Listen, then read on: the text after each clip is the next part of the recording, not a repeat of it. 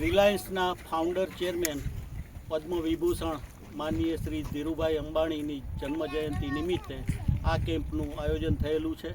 જિલ્લા પંચાયત જામનગર પશુપાલન ખાતાના સહયોગથી સંયુક્ત ઉપક્રમે આ કેમ્પ આજરોજ યોજાયો અને જેમાં અમે એમ કહ્યું અગાઉ એ પ્રમાણેના 130 ઊંટની સારવાર આપવામાં આવી.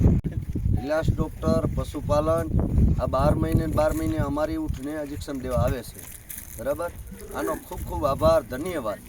અને આ 12 મહિને અમને ધ્યાન દેશે તો આ પશુ બચશે, નકર આ પશુ રહે એમ નથી. આ ખારાઈ પ્રજાતિ ઉઠશે, દરિયા સિવાય પણ રહી શકે એમ નથી, બરાબર.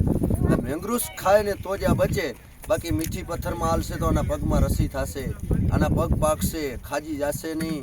એક અમને સાહેબ એક આટલો આભાર તમારો, ધન્યવાદ. એક ફોરેસ્ટમાં અમને કાંઈક રાષ્ટ્ર મલાવે અને જો તમે બધા ધ્યાન દેશો તો અમારા પશુ નભશે, નકર આને ચારવાવાળા થાકી જશે, ક્યાં ચારવા જશે. આ મારી વિનંતી છે, બરાબર.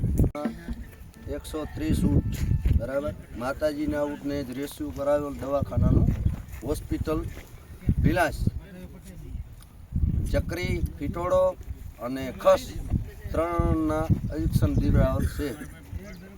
અને આ ઊંટને 12 મહિને રસી કાર્ડ મેળવવાની જરૂરિયાત છે.